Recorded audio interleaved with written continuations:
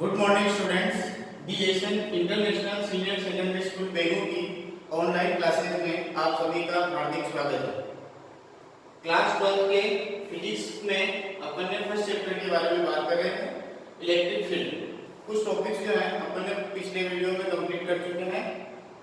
कल अपना लास्ट वाला जो टॉपिक था वो था विद्युत द्विध्रुव।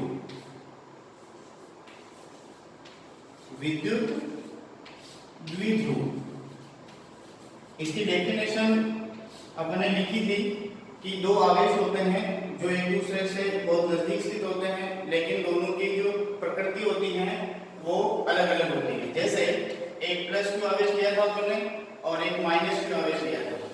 ये दोनों एक निश्चित दूरी 2a पर स्थित होते हैं, तो ये आवेशों के एक जोड़े को, युग्म को अपन ने विद्युत द्विध्रुव कहा था।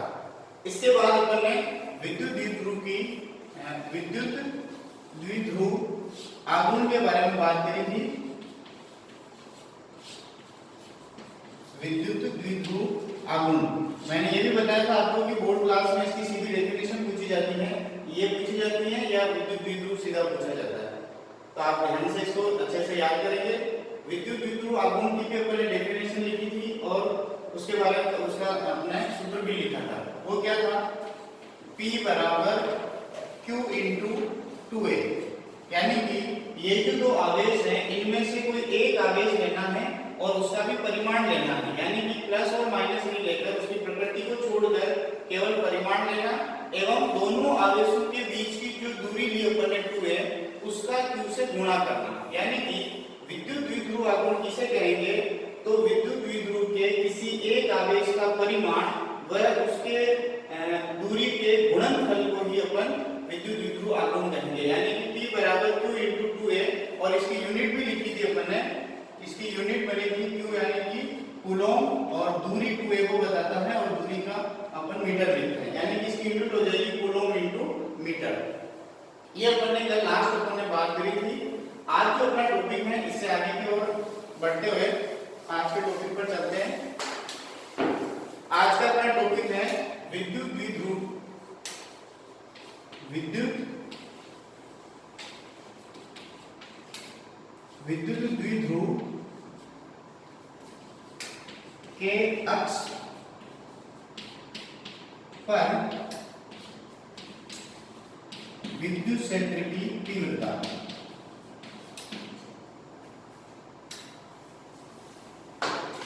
विद्युत द्विध्रुव के अक्ष पर विद्युत क्षेत्र की तीव्रता। जो विद्युत द्विध्रुव अपन ने लिया है उसके अक्ष पर विद्युत क्षेत्र की तीव्रता क्या होगी ये अपन निकालना चाह रहे हैं। इसके लिए एक छोटा सा डायग्राम बनाना है। एक प्लस क्यू आवेश और 2a दूरी पर एक माइनस क्यू आवेश लेना है। इनके बीच की दूरी हो गई 2a। इस विद्युत द्विध्रुव से कुछ दूरी पर x मतलब x एक्सिस की ओर, इस x एक्सिस पर अपने को एक कोई पॉइंट लेना है। जैसे मैं P पॉइंट लेता हूं, यहां एक मैंने P पॉइंट लिया।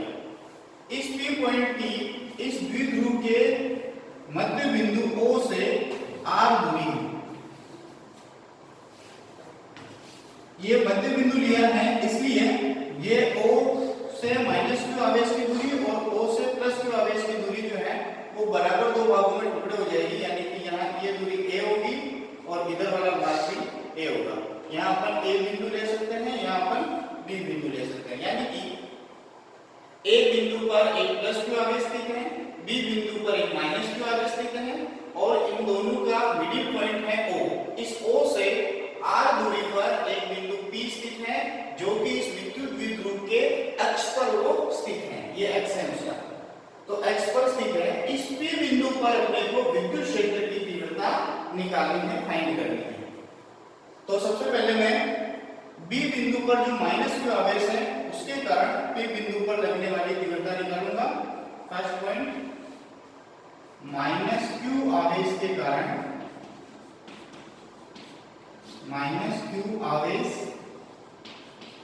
कारण P बिंदु पर विद्युत क्षेत्र की तीव्रता।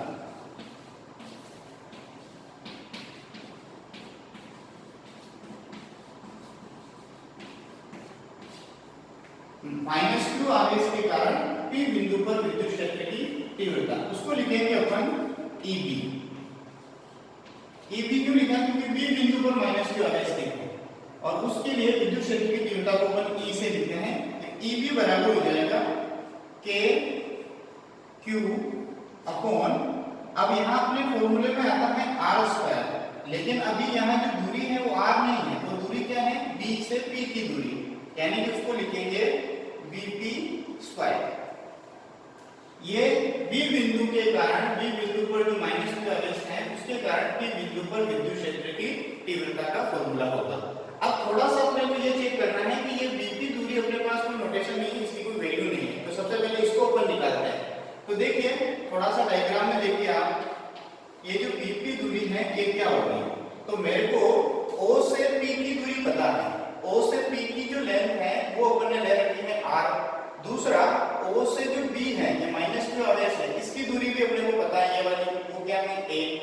तो मुझे Bp चाहिए, तो मैं OP माइनस इसको OB लिख सकता हूँ। OP पूरा है, उसमें से मैंने OB को कैंसिल कर दिया, माइनस कर दिया, तो बचेगा क्या? Bp बचेगा। इसको इस तरीके से लिख सकते हैं OP माइनस OB। OP क्या है? r। ये पूरी दूरी O से P तक क्या है?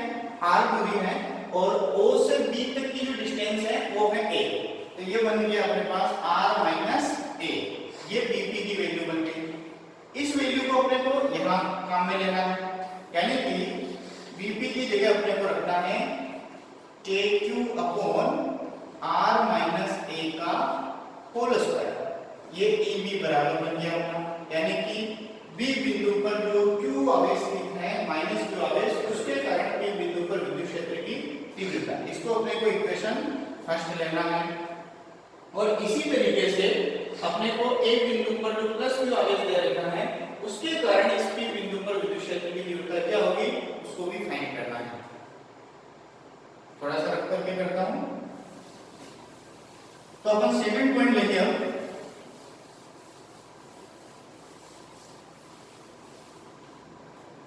फर्स्ट इक्वेशन को ध्यान रखेंगे, उसके बाद हम सेकंड पॉइंट पे आते हैं। सेकंड पॉइंट लेते हैं A बिंदु पर जो +q आवेश है, यानी कि +q आवेश के कारण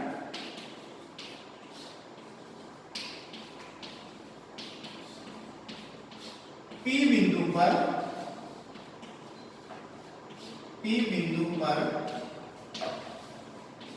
विद्युत क्षेत्र की तीव्रता। ये जो अपना P पॉइंट है, इस +q आवेश के कारण इस पर विद्युत क्षेत्र की तीव्रता क्या होगी, डेंसिटी ऑफ इलेक्ट्रिक फील्ड क्या होगा वो अपन फाइंड करने वाले हैं। तो फॉर्मूले में फीड करते हैं, इसको लिखेंगे अपन EA। A क्यों लिया? क्योंकि +q आवेश कहां है? A बिंदु पर स्थित है। EA बराबर बन जाएगा अपना KQ अपॉन, फॉर्मूला क्या होता है? r²। r की जगह पर यहाँ जो +q आवेश है A पॉइंट पर है, A पॉइंट से P पॉइंट की जो डिस्टेंस है वो क्या होगी उसको लिखेंगे अपन AP। तो यहाँ अपन लिखेंगे r की जगह AP का स्क्वायर। अब यहाँ भी अपने को AP की वैल्यू नहीं है, सीधी सीधी A से P की कोई भी वैल्यू अपने पास नहीं है, कोई नोटेशन नहीं दे रखा अपन ने, तो A से P की वैल्यू अपने को फाइंड करनी पड़ेगी। वो कैसे आएगी? तो देखिए थोड़ा डायग्राम, O से P की दूरी कितनी है? r है, और O से A पॉइंट की दूरी कितनी है? a है। इसका मतलब क्या हो गया? A से P को मैं लिख सकता हूं AOP, दोनों को प्लस करने पर अपने को AP पूरा मिल जाएगा। तो AP जो डिस्टेंस है वो दो टुकड़ों में है, एक है अपनी AO और दूसरा है OP। AO को किससे लिखा अपन ने? A से लिखा है, ये दूरी जो है AO है, उसकी लंबाई A है, और O से P जो है उसको क्या लिख रखा है? R। ये बन गया अपना A प्लस R। तो AP की टोटल वैल्यू जो अपने पास मिली है वो बनी है A प्लस R, या इसको R प्लस A भी लिख सकते हैं, कोई फर्क नहीं पड़ता उससे, R प्लस A, चाहे ये लिखो चाहे लिखो। यहाँ फिट करते हैं, ये जो AP की वैल्यू आई है अपने फॉर्मूले में फिट करते हैं KQ upon R plus A का होल स्क्वायर। ये अपना EA बराबर वैल्यू दे रहा है। EA का क्या अर्थ हो गया? इसका मतलब हो गया जो ए बिंदु पर +2 आवेश है इसके कारण पी बिंदु पर विद्युत क्षेत्र की तीव्रता कौन बताएगा? E बराबर kq upon r plus a square. ये अपनी इक्वेशन नंबर 2। तो अपन ने ए पॉइंट और बी पॉइंट पर जो +q आवेश और -q आवेश है दोनों के कारण पी पॉइंट पर जो विद्युत क्षेत्र की तीव्रताएं बनती हैं उन दोनों के फॉर्मूले अपन ने निकाल लिए हैं समीकरण 1 और 2 में। अब अपन एक कंडीशन यहां लगाएंगे। तो इस डायग्राम को देखने पर अपने को यह पता चल रहा है कि ए पॉइंट पर जो आवेश है वो पॉजिटिव चार्ज है और बी पॉइंट पर जो आवेश है वो नेगेटिव चार्ज है। ये नेगेटिव है और ये पॉजिटिव है। और अपन ने आवेशों की प्रकृति के बारे में पढ़ा है कि जो Q आवेश है अगर वो पॉजिटिव है तो बल रेखा अपने अंदर से निकालता है और अगर माइनस प्रकृति का है नेगेटिव चार्ज है तो वो अपने अंदर विद्युत बल रेखाओं को खींचता है, आकर्षित करता है। इसका मतलब इस P पॉइंट पर इन दोनों के कारण जो इलेक्ट्रिक फील्ड बन रहा है वो सेम डायरेक्शन में नहीं है, एक दिशा में नहीं है, अलग अलग दिशाओं में है। इसका मतलब एक के कारण विद्युत क्षेत्र की तीव्रता अपोजिट डायरेक्शन में है और दूसरे के कारण उसके अपोजिट डायरेक्शन में, तो अलग अलग दिशाओं में है। तो अपन यहाँ लिखेंगे, लाइन लिखेंगे, लेकिन EA व EB, अब दिशा की बात कर रहे हैं इसलिए इनके ऊपर अपन वेक्टर लगाएंगे। EA व EB दोनों क्या है? विपरीत दिशाओं में है, विपरीत, दोनों विपरीत दिशाओं में हैं। तो परिणामी अपने को तो P पॉइंट पर टोटल जो इलेक्ट्रिक फील्ड है, विद्युत क्षेत्र की तीव्रता है, डेंसिटी ऑफ इलेक्ट्रिक फील्ड वो निकालना है। तो अपने को परिणामी निकालना है। तो परिणामी क्या होगा? EA व EB दोनों विपरीत दिशाओं में हैं। तो P बिंदु पर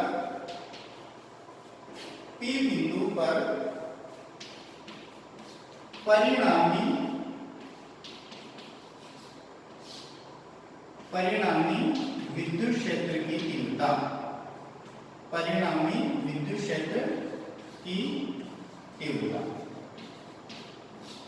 अपने को total density of electric field चाहिए किस पर? P पॉइंट पर, वो और वो भी किसके सापेक्ष निकाल रहे हैं? x पर। तो इसको अपन सीधा लिखेंगे Ex, यानी कि x पर एक P पॉइंट है, उस पर density of electric field Ex कहलाएगा और Ex बराबर हो जाएगा अपना EB माइनस EA। दोनों की प्रकृति विपरीत है और अपन ने ये भी पढ़ा है जब अपन इलेक्ट्रिक फील्ड के लिए फॉर्मूला लिखते हैं E equal to kq upon r square. इसका मतलब ये r क्या होती है? उन दोनों आवेशों के मध्य की दूरी होती है, यानी कि विद्युत क्षेत्र की जो तीव्रता होती है वो दूरी के वर्ग के व्युत्क्रमानुपाती होती है। यानी कि ये दूरी अगर पास है, -2 आवेश जो है P पॉइंट के पास है, इसका मतलब इसके कारण इस पर विद्युत क्षेत्र की तीव्रता ज्यादा होगी और ये दूर है इसलिए +q आवेश के कारण P पॉइंट पर विद्युत क्षेत्र की तीव्रता कम होगी। क्यों होगा ऐसा? दूरी के कारण, क्योंकि यहाँ डिस्टेंस कम है और यहाँ से यहाँ तक की डिस्टेंस ज्यादा है और ये दूरी पर डिपेंड करता है। इसलिए इसको अपन परिणामी लिखेंगे तो EB माइनस EA करेंगे। बड़े वैल्यू में से छोटी वैल्यू है उसको माइनस करेंगे। तो Ex बराबर अपना फॉर्मूला बना EB माइनस EA, और ये EB और EA की वैल्यू कौन बताएगा? इक्वेशन नंबर 1 और इक्वेशन नंबर 2 दोनों से अपन यहाँ वैल्यू रखते हैं। EB जो फर्स्ट इक्वेशन दे रहा अपना वो था अपना, आपके पास नोट कर रखा है आप लोगों ने। EB की जो वैल्यू है वो है kq upon r minus a का स्क्वायर। a से ही EA की जो वैल्यू है वो है kq upon r plus a का होल स्क्वायर। आप देख सकते हैं पीछे आपने इक्वेशन नोट कर रखी है। ये अपना Ex यानी कि P पॉइंट जो x अक्ष पर स्थित है उस पर विद्युत क्षेत्र की तीव्रता होगी, वो होगी कौन सी? परिणामी तीव्रता होगी। अब इसको अपन आगे सोल्व करेंगे और लास्ट इसका रिजल्ट निकालेंगे। मैं इस तरफ से रब करता हूँ, यहाँ इसको पूरा सोल्व करता हूँ। देखिए थोड़ा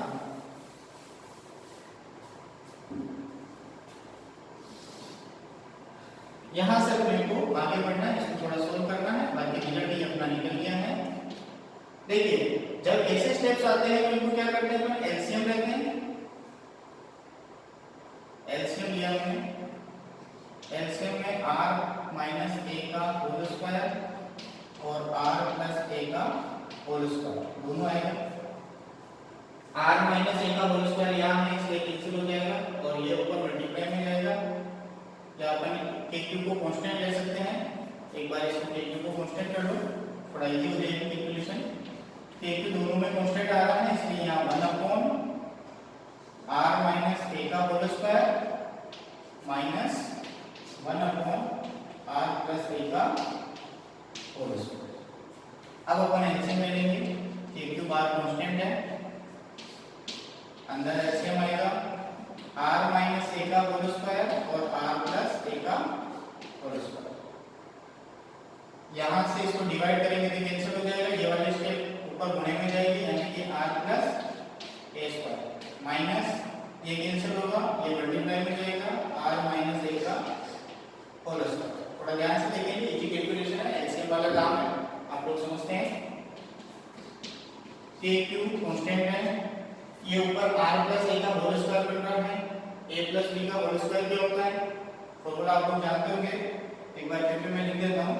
a प्लस b का whole square a square plus b square plus 2ab, और अगर ये माइनस वाला है माइनस आएगा तो यहाँ अपना 2ab वाला भी पद है वो माइनस का हो जाता है। तो दो आइडेंटिटी अपने a प्लस b और a माइनस b दोनों ही अपने काम में आएगी। दोनों को काम में लेकर इसको खोलते हैं थोड़ा। ये a प्लस b बन रहा है, ये बन जाएगा r square plus a square plus 2ar, यानी कि a स्क्वायर b स्क्वायर और 2ab कंप्लीट। आगे बढ़ते हैं, यहाँ r माइनस a स्क्वायर है, बाहर माइनस है इसके अंदर वाले सारे पद बदलेंगे। मैं थोड़ा सा ब्रैकेट बनाकर लिखता हूँ, एक स्टेप बढ़ाता हूँ। r माइनस a का होल स्क्वायर क्या बनेगा, r square minus a square sorry plus आएगा और माइनस का 2ar। ओके, ये a प्लस b और a माइनस b के होल स्क्वायर वाले आइडेंटिटी से अपन ने खोल दिया। दूसरा नीचे यहाँ भी स्क्वायर है यहाँ भी स्क्वायर है, इसका मतलब टोटल होल स्क्वायर बन सकता है, यानी r माइनस a और r प्लस a, इस पूरे का क्या कर दिया मैंने होल स्क्वायर कर दिया, क्योंकि यहाँ भी स्क्वायर तो मैंने टोटल होल स्क्वायर को कर दिया। ये अपना ब्रैकेट बंद कर दिया। कैलकुलेशन कर रहा हूँ मैं, कोई यहाँ बड़ा बार 12th क्लास का फिजिक्स का कोई पार्ट नहीं है, ये सामान्य अपने छोटी कक्षाओं में अपन जो कैलकुलेशन कर रहे हैं वो कर रहे हैं, तो ज्यादा टेंशन वाला विषय नहीं है, बहुत इजी का काम है, बस थोड़ा सा ध्यान से देखेंगे आपको समझ में आता रहेगा।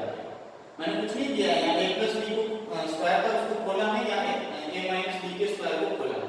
नीचे दोनों पदों में होल स्क्वायर आ रहा था तो मैंने इसको टोटल होल स्क्वायर के ऊपर लिख दिया है, और ज्यादा टेंशन वाली बात नहीं है। ये अब माइनस जो है ये अंदर मल्टीप्लाई होगा, सारे पदों के साइन चेंज हो जाएंगे। ex दिख रहा होगा आप लोगों को, इधर बोर्ड दिख रहा है, ex बराबर होना स्टेप बनेगा kq बार कॉमन है, r square plus a square, r square plus a square plus 2ar। Next अब यहाँ माइनस जो है अंदर मल्टीप्लाई होगा, यानी कि माइनस का r स्क्वायर बनेगा, थोड़ा ब्रेक कर दूं क्योंकि इस स्टेप के लिए जरूरत नहीं है। माइनस का r स्क्वायर, ऐसे ही माइनस का a स्क्वायर, और यहाँ माइनस अंदर मल्टीप्लाई होगा तो माइनस माइनस प्लस हो जाएगा, यानी कि ये प्लस का 2ar। ओके, नीचे जाते हैं, r माइनस a और r प्लस है, थोड़ा सा सोचो, ये भी एक आइडेंटिटी बन रही है, यानी कि a माइनस b और a प्लस b क्या होता है a square minus b square. ध्यान में आ गया, ये वाली आइडेंटिटी अपन यहाँ बना देते हैं, तो इस तरीके से बन जाएगा।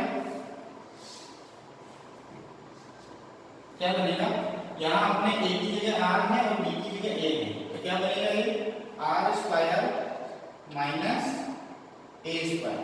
अभी ये ऊपर होल स्क्वायर, इसको मैंने कुछ नहीं किया, तो ये एज इट इज रहेगा। अंदर अंदर r माइनस a और r प्लस a, ये बनता है a square minus b square की आइडेंटिटी से बनेगा स्क्वायर था वो ए टी रहेगा, ये होल स्क्वायर।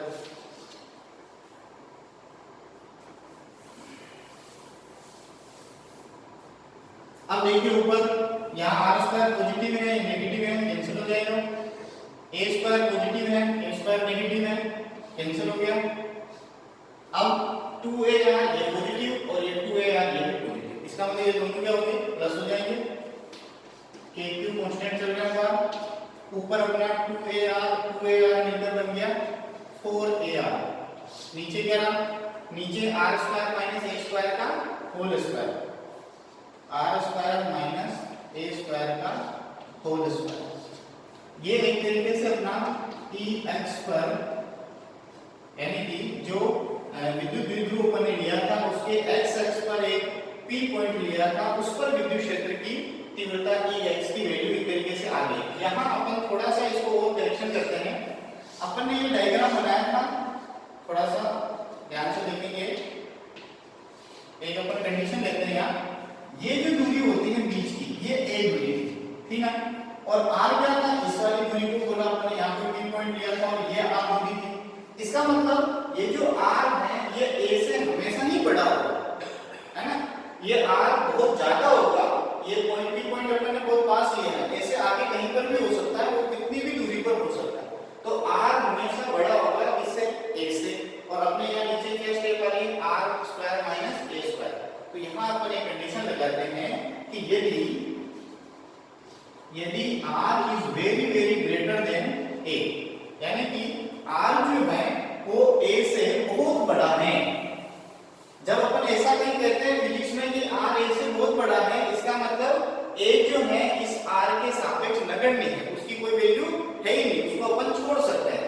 तो यदि r is very very greater than a, तो a को नगण्य करने